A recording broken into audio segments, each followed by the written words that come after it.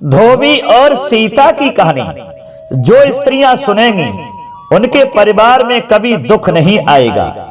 नमस्कार दोस्तों, स्वागत है आप सभी दर्शक भाइयों का फिर से हमारी YouTube चैनल दर्पण ज्ञान गंगा में।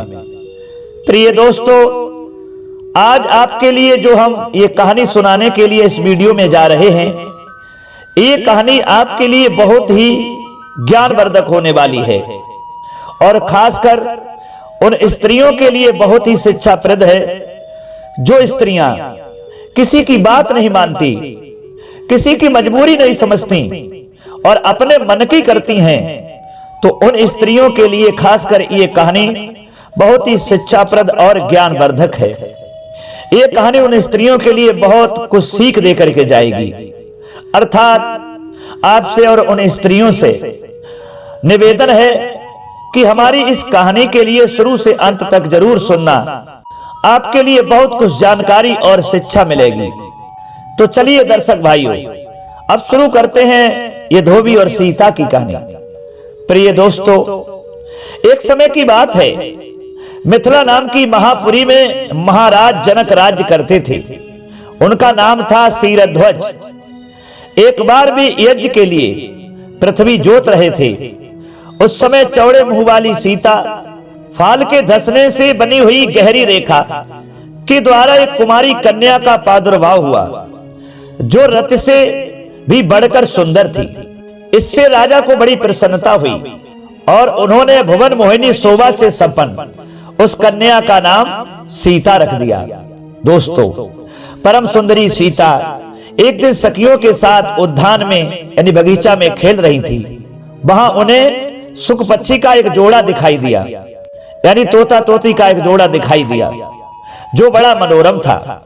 वे दोनों पक्षी एक पर्वत की चोटी पर बैठकर इस प्रकार बोल रहे थे कि पृथ्वी पर श्री राम नाम से प्रसिद्ध एक बड़े सुंदर राजा होंगे, उनकी महारानी सीता के नाम से विख्यात होगी। श्री रामचंद्र जी बड़े बुद्धिमान और बलवान होंगे तथा समस्त राजाओं को अपने बस में रखते हुए सीता के साथ 11,000 वर्षों तक राज करेंगे। धन्य है वे जानकी देवी और धन्य है श्री राम जो एक दूसरे को प्राप्त होकर इस पृथ्वी पर आनंद पूर्वक विहार करेंगे। प्रिय दोस्तों, तोते के उस जोड़े को ऐसी बातें करते देखकर सीता ने सोचा कि ये दोनों मेरे ही जीवन की मनोहर कथा कह रहे हैं, इन्हें पकड़कर सभी बातें पूछूं। ऐसा विचार कर उन्होंने अपनी सखियों से कहा, ये पक्षियों का जोड़ा बहुत सुंदर है, तुम लोग चुपके से जाकर इसे पकड़ लाओ। दोस्तों, सखियां उस पर्वत पर गईं और दोनों सुंदर पक्षियों को पकड़ लाई। लाकर उन्होंने सीता को अर्पण कर दिया। सीता उन पक्षियों से बोली, तुम दोनों बड़े सुंदर हो, देखो डरना नहीं। बताओ तुम कौन हो और कहां से आए हो? राम कौन है और सीता कौन है? तुम्हें उनकी जानकारी कैसे हुई? इस सारी बातों को जल्दी जल्दी बताओ, मेरी ओर से तुम्हें भय नहीं होना चाहिए। दोस्तों, सीता के इस प्रकार पूछने पर दोनों पक्षी सब बातें बताने लगे और कहने लगे कि हे देवी, वाल्मीकि नाम से प्रसिद्ध एक बहुत बड़े महर्षि हैं जो धर्मज्ञों में श्रेष्ठ माने जाते हैं। हम दोनों उन्हीं के आश्रम में रहते हैं। महर्षि ने रामायण नाम का एक ग्रंथ बनाया है जो सदा ही मन को प्रिय जान पड़ता है। उन्होंने शिष्यों को उस रामायण का अध्ययन कराया है तथा प्रतिदिन वे संपूर्ण प्राणियों के हित में संलग्न रहकर उस रामायण के पद्यों का चिंतन किया करते हैं। रामायण का कलेबर बहुत बड़ा है, हम लोगों ने उसे पूरा पूरा सुना है। बारंबार उसका गान और पाठ सुनने से हमें भी उसका अभ्यास हो गया है। दोस्तों, मैं तोता और तोती का जोड़ा कहता है कि राम और जानकी कौन हैं, इस बात को हम बताते हैं तथा इसकी भी सूचना देते हैं कि श्री राम के साथ क्रीड़ा करने वाली जानकी के विषय में क्या क्या बातें होने वाली हैं। तुम ध्यान देकर सुनो। मित्रों, बताया कि महर्षि ऋष्यशृंग के द्वारा कराए हुए पुत्रेष्टि यज्ञ के प्रभाव से भगवान विष्णु राम, लक्ष्मण, भरत और शत्रुघ्न ये 4 शरीर धारण करके प्रकट होंगे। देवांगनाएं भी उनकी उत्तम कथा का गान करेंगे। श्रीमान राम महर्षि विश्वामित्र के साथ भाई लक्ष्मण सहित हाथ में धनुष लिए मिथिला पधारेंगे। उस समय वहां एक ऐसे धनुष को जिसका धारण करना दूसरों के लिए कठिन है देखकर वे उसे तोड़ डालेंगे और अत्यंत मनोहर रूप वाली जनक किशोरी सीता को अपनी धर्म पत्नी के रूप में ग्रहण करेंगे।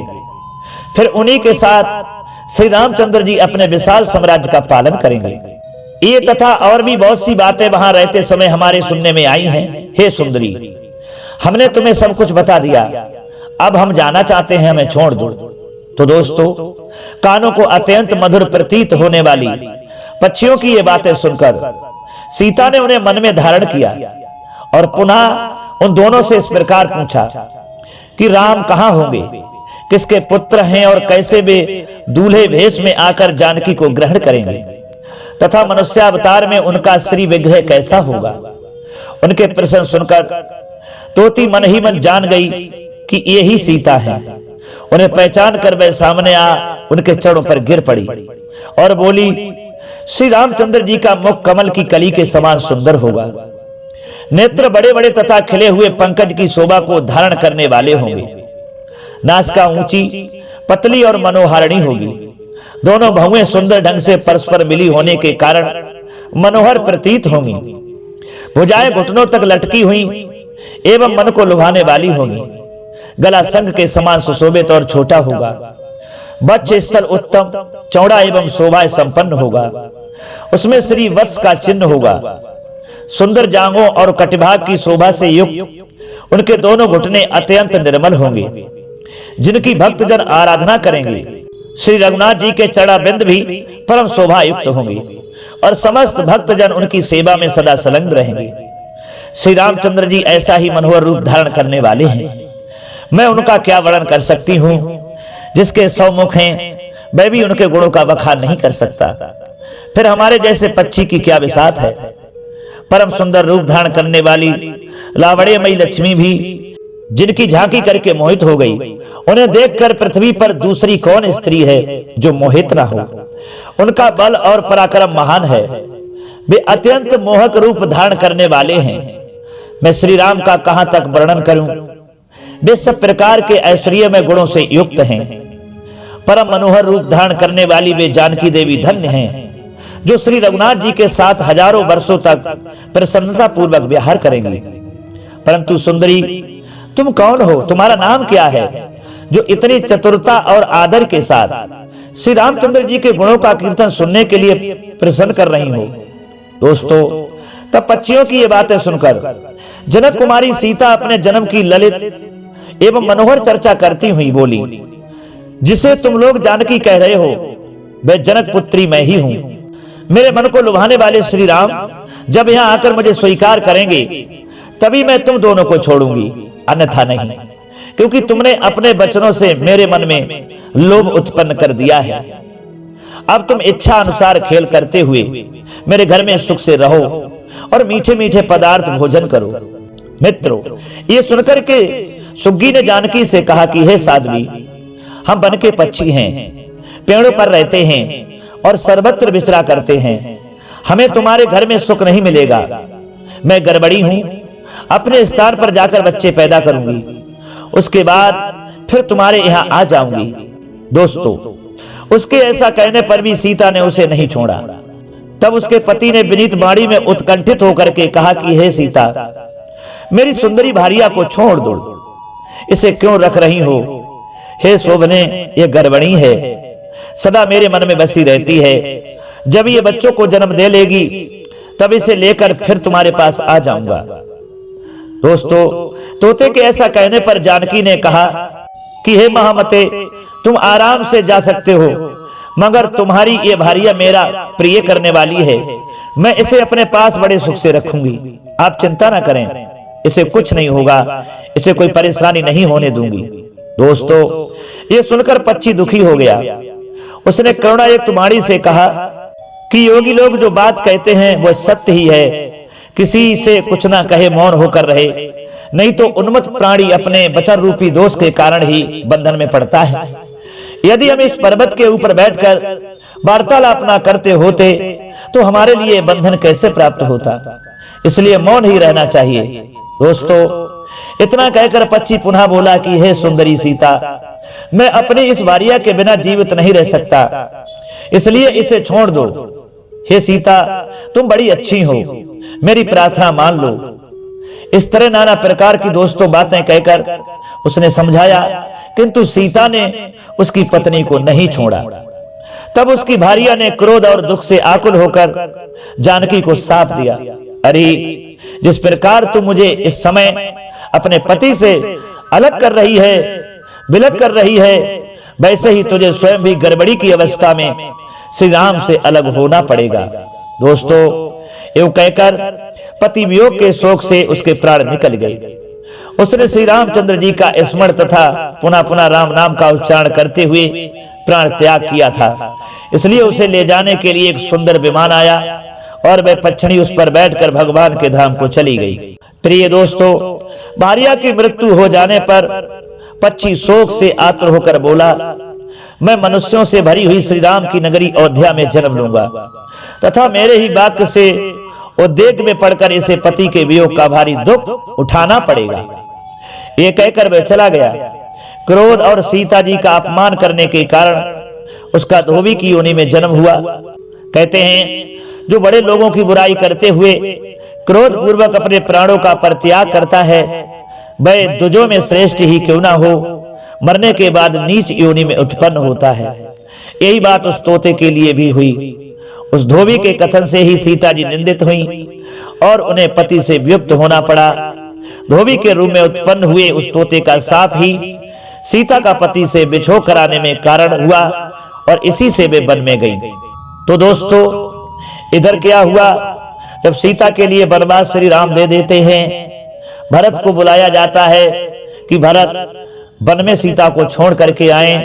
और जब भरत श्री राम के पास में आते हैं और श्री राम सीता के बारे में, वनवास के बारे में सारी चर्चा सुनाते हैं, तो दोस्तों भरत को मूर्छा आ जाती है। भरत को मूर्छित देखकर श्री रघुनाथ जी को बड़ा दुख हुआ। उन्होंने द्वारपाल से कहा कि शत्रुघ्न को शीघ्र मेरे पास बुला लाओ। आज्ञा पाकर वह क्षण भर में शत्रुघ्न को बुला लाया। आते ही उन्होंने भरत को अचेत और श्री रघुनाथ जी को दुखी देखा। इससे उन्हें भी बड़ा दुख हुआ और वे श्री रामचंद्र जी को प्रणाम करके बोले कि हे आर्य, ये कैसा दारुण दृश्य है। तब श्री राम ने धोबी के मुख से निकला हुआ वह लोक निंदित वचन कह सुनाया तथा जानकी को त्यागने का विचार भी प्रकट किया।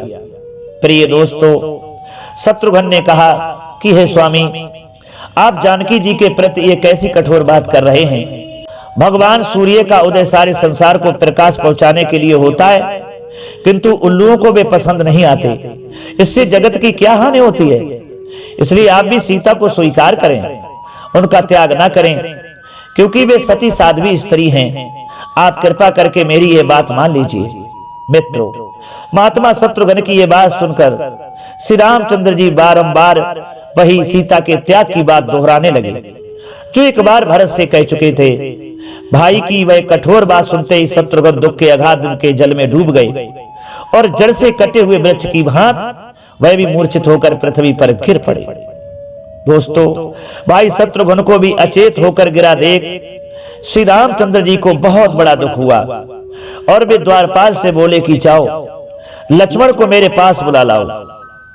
द्वारपाल ने लक्ष्मण जी के महल में जाकर उनसे इस प्रकार निवेदन किया कि स्वामी, श्री रघुनाथ जी आपको याद कर रहे हैं। दोस्तों, श्री राम का आदेश सुनकर के वे शीघ्र ही उनके पास गए। वहां भरत और शत्रुघ्न को मूर्छित तथा श्री रामचंद्र जी को दुख से व्याकुल देखकर लक्ष्मण भी दुखी हो गए। वे श्री रघुनाथ जी से बोले कि हे राजन, ये मूर्छा आदि का दारुण दृश्य कैसे दिखाई दे रहा है, इसका सब कारण मुझे शीघ्र बताइए। प्रिय दोस्तों, उनके ऐसा कहने पर महाराज श्री राम ने लक्ष्मण को वह सारा दुखमय वृतांत आरंभ से ही कह सुनाया। सीता के परित्याग से संबंध रखने वाली वे बात सुनकर वे बारंबार उच्छ्वास खींचते हुए सन्न हो गए। उन्हें कुछ भी उत्तर देते न देखकर श्री रामचंद्र जी शोक से पीड़ित होकर बोले कि मैं अपयश से कलंकित हो इस पृथ्वी पर रहकर क्या करूंगा। मेरे बुद्धिमान भ्राता सदा मेरी आज्ञा का पालन करते थे, किंतु इस समय दुर्भाग्यवश वे भी मेरे प्रतिकूल बातें करते हैं। कहां जाऊं, कैसे करूं? पृथ्वी के सभी राजा मेरी हंसी उड़ाएंगे।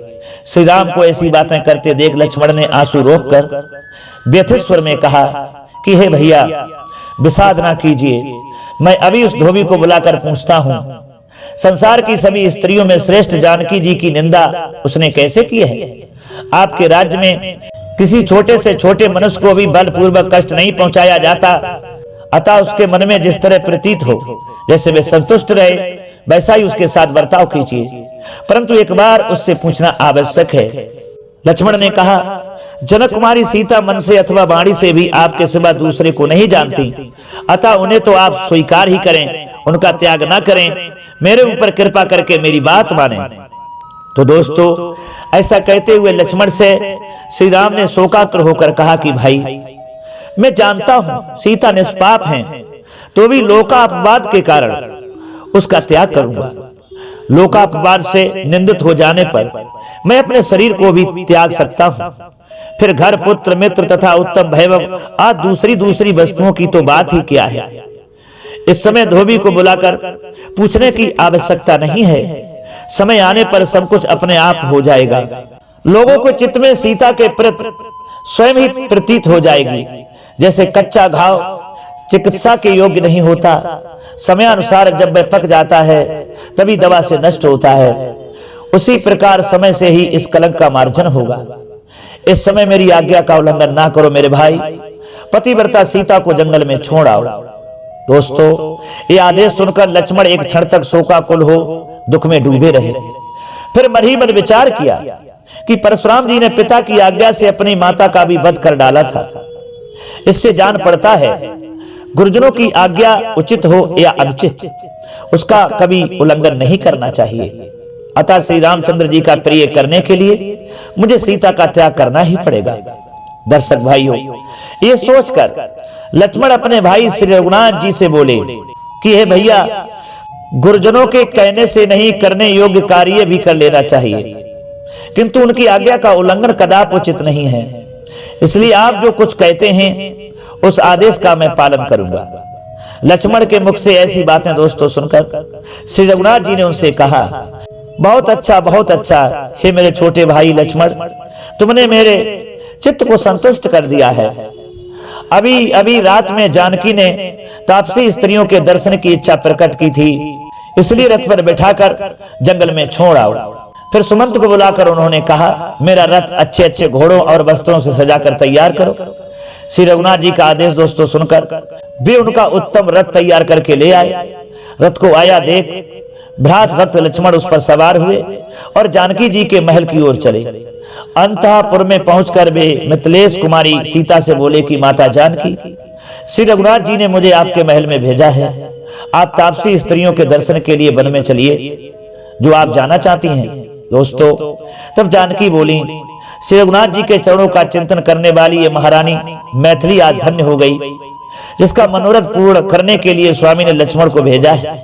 आज मैं वन में रहने वाली सुंदरी तपस्विनियों को, जो पति को ही देवता मानती हैं, मस्तक झुकाऊंगी और वस्त्र आदि अर्पण करके उनकी पूजा करूंगा। ऐसा कहकर उन्होंने सुंदर सुंदर वस्त्र, बहुमूल्य आभूषण, नाना प्रकार के रत्न, उज्जवल मोती, कपूर आदि सुगंधित पदार्थ तथा चंदन आदि सहस्त्रों प्रकार की विचित्र वस्तुएं साथ में ले ली। ये सारी चीजें दासियों के हाथों उठवा करके वे लक्ष्मण की ओर चली। अभी घर का चौखट भी नहीं लांघने पाई थी कि लड़खड़ा कर गिर पड़ी। एक अपशगुन था, परंतु वन में जाने की उत्कंठा के कारण सीता जी ने इस पर विचार नहीं किया। दोस्तों, वे अपना प्रिय कार्य करने वाले देवर से बोली कि हे वत्स, कहां वह रथ है जिस पर मुझे ले चलोगे?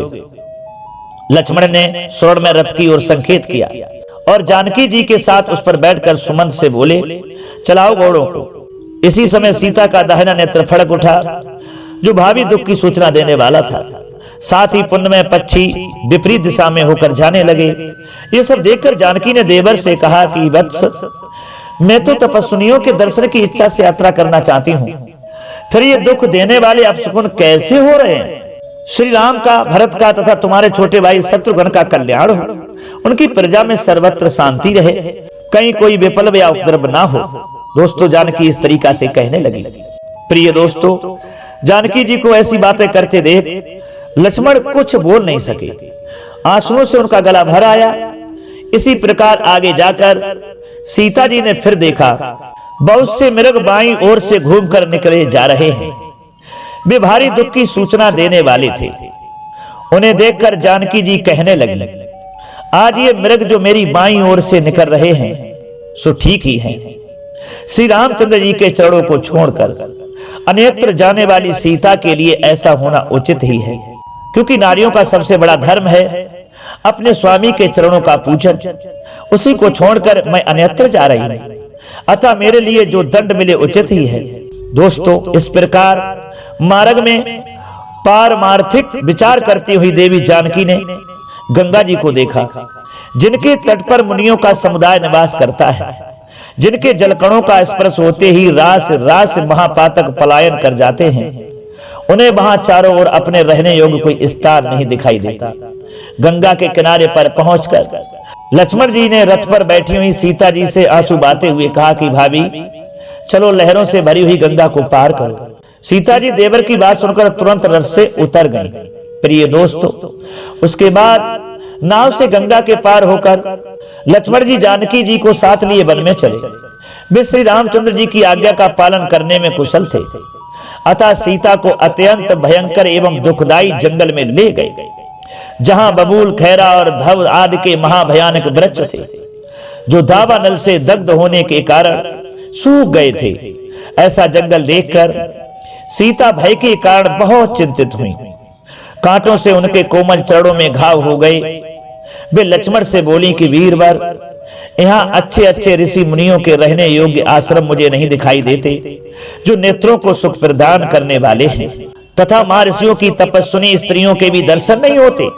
यहाँ तो केवल भयंकर पक्षी, सूखे वृक्ष और दावा नल से सब ओर जलता हुआ ये वन ही दृष्टिगोचर हो रहा है। इसके सिवा मैं तुमको भी किसी भारी दुख से आतुर देखती हूँ। तुम्हारी आंखें आंसुओं से भरी हैं, इससे व्याकुलता के भाव प्रकट होते हैं, और मुझे भी पग पग पर हजारों अपशकुन दिखाई देते हैं। सच बताओ लक्ष्मण, क्या बात है? तो दोस्तों, सीता जी के ऐसा पूछने पर भी लक्ष्मण जी के मुख से कोई बात नहीं निकली। वे चुपचाप उनकी ओर देखते हुए खड़े रहे। तब जानकी जी ने बारंबार प्रश्न करके उनसे उत्तर देने के लिए बड़ा आग्रह किया। उनके आग्रह पूर्वक पूछने पर लक्ष्मण जी का गला भर आया। उन्होंने शोक प्रकट करते हुए सीता जी को उनके परित्याग की बात बताई। वह वज्र के तुल्य कठोर वचन सुनकर सीता जी जड़ से कटी हुई लता की भांति पृथ्वी पर गिर पड़ी। मित्रों, विदेह कुमारी को पृथ्वी पर पड़ी देखकर लक्ष्मण जी ने पल्लवों से हवा करके उन्हें सचेत किया। होश में आने पर जानकी जी ने कहा कि देवर, मुझसे परिहास ना करो, मैंने कोई पाप नहीं किया है, फिर रघुनाथ जी मुझे कैसे छोड़ देंगे? वे परम बुद्धिमान और महापुरुष हैं, मेरा त्याग कैसे कर सकते हैं? वे जानते हैं कि मैं निष्पाप हूं, फिर भी एक धोबी के कहने से मुझे छोड़ देंगे, ऐसी आशा नहीं है। दोस्तों, इतना कहते कहते वे फिर बेहोश हो गई। इस बार उन्हें मूर्छित देखकर लक्ष्मण जी फूट फूट करके रोने लगे। जब पुनः उनको चेत हुआ, तब लक्ष्मण जी को दुख से आतुर और रुद्ध कंठ देखकर वे बहुत दुखी हुई और बोली कि हे सुमित्रा नंदन, जाओ, तुम धर्म के स्वरूप और यश के सागर श्री रामचंद्र जी से तपोनिधि वशिष्ठ मुनि के सामने ही मेरी एक बात पूछना। कहना, हे नाथ, ये जानते हुए भी कि सीता निष्पाप है, जो आपने मुझे त्याग दिया है, ये बर्ताव आपके कुल के अनुरूप हुआ है, यह शास्त्र ज्ञान का फल है। मैं सदा आपके चरणों में ही अनुराग रखती हूँ, तो भी जो आपके द्वारा मेरा त्याग हुआ है, इसमें आपका कोई दोष नहीं है, ये सब मेरे भाग्य दोष से हुआ है, इसमें मेरा प्रारब्ध ही कारण है। हे वीरवर, आपका सदा और सर्वत्र कल्याण हो। मैं इस वन में आपका ही स्मरण करती हुई प्राण धारण करूंगी। मन, वाणी और क्रिया के द्वारा एकमात्र आप ही मेरे सर्वोत्तम आराध्य देव हैं। हे रघुनंदन, आपके सिवा और सब कुछ मैंने अपने मन से तुच्छ समझा है। हे महेश्वर, प्रत्येक जन्म में आप ही मेरे पति हों और मैं आपके ही चरणों के चिंतन से अपने अनेकों पापों का नाश कर आपकी सती साध्वी पत्नी बनी रहूं, यही मेरी प्रार्थना है। प्रिय दोस्तों, फिर माता सीता ने कहा कि हे लक्ष्मण, हे वीरवर, मेरी सासुओं से भी ये संदेश कहना माताओं, अनेकों जंतुओं से भरे हुए इस घोर जंगल में मैं आप सब लोगों के चरणों का स्मरण करती हूँ। मैं गर्भवती हूँ, तो भी महात्मा राम ने मुझे इस वन में त्याग दिया है। हे लक्ष्मण, अब तुम मेरी बात सुनो। श्री रघुनाथ जी का कल्याण हो। मैं अभी प्राण त्याग देती हूँ, किंतु विवश हूँ। अपने गर्भ में श्री रामचंद्र जी के तेज की रक्षा कर रही हूँ। तुम जो उनके वचनों को पूर्ण करते हो सो ठीक ही है, इससे तुम्हारा कल्याण होगा। तुम श्री राम के चरण कमलों के सेवक और उनके अधीन हो, अतः तुम्हें ऐसा ही करना उचित है। अच्छा, अब श्री रामचंद्र जी के समीप जाओ, तुम्हारे मार्ग मंगल में हो। मुझ पर कृपा करके कभी कभी मेरी याद करते रहना। दोस्तों, इतना कहकर सीता जी लक्ष्मण जी के सामने ही अचेत हो पृथ्वी पर गिर पड़ी। उन्हें मूर्छित देखकर लक्ष्मण जी पुनः दुख में डूब गए और वस्त्र के अग्रभाग से पंखा झलने लगे। जब होश में आई तब उन्हें प्रणाम करके वे बोले कि हे देवी, अब मैं श्री राम के पास जाता हूँ। वहां जाकर मैं आपका सब संदेश कहूंगा। आपके समीप ही महर्षि वाल्मीकि का बहुत बड़ा आश्रम है। यूं कहकर लक्ष्मण ने उनकी परिक्रमा और दुखमग्न हो आंसू बहाते हुए वे महाराज श्री राम जी के पास चल दिए। अर्थात माता सीता को छोड़कर वे वहां से श्री राम के पास में चले आते हैं और सीता वहीं अकेली रह जाती है। तो दोस्तों, ये थी कहानी एक धोबी और सीता जी की। ये कहानी जो है आपके लिए सिखाती है, अर्थात उन स्त्रियों के लिए सिखाती है जो स्त्रियां किसी की बात नहीं मानती हैं।